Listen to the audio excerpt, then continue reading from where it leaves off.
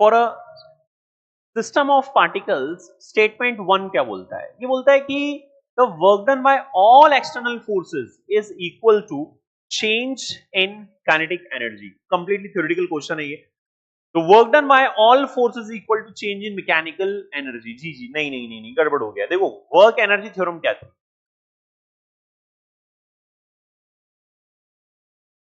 जो total work done होता है वो डेल्टा के चेंज इन काइनेटिक एनर्जी के बराबर होता है ना?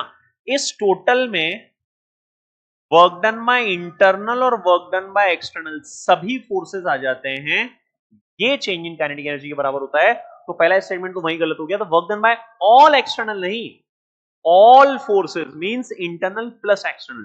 तो फर्स्ट स्टेटमेंट तो वहां गलत हो गया।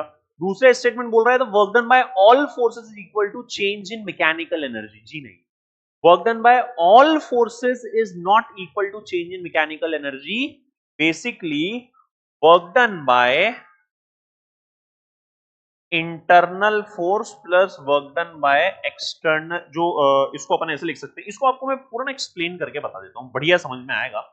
देखो इसी से आया था ये मेरे पास, ये work done by internal forces plus जो work done by external forces, इसको आप वर्क डन बाय एक्सटर्नल ही रहने दीजिए।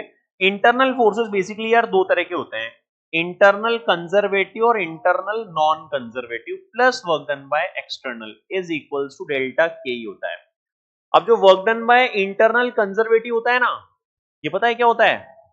ये चेंज इन पोटेंशियल एनर्जी के बराबर होता है डेल्टा यू। ये डेल्टा यू घूम के जाता है उधर।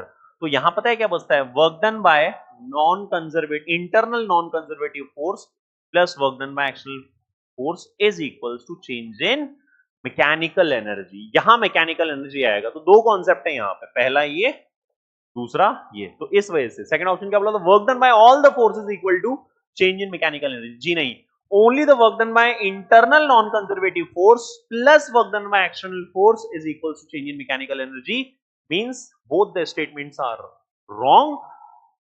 सेकंड ऑप्शन सही हो जाएगा आपका।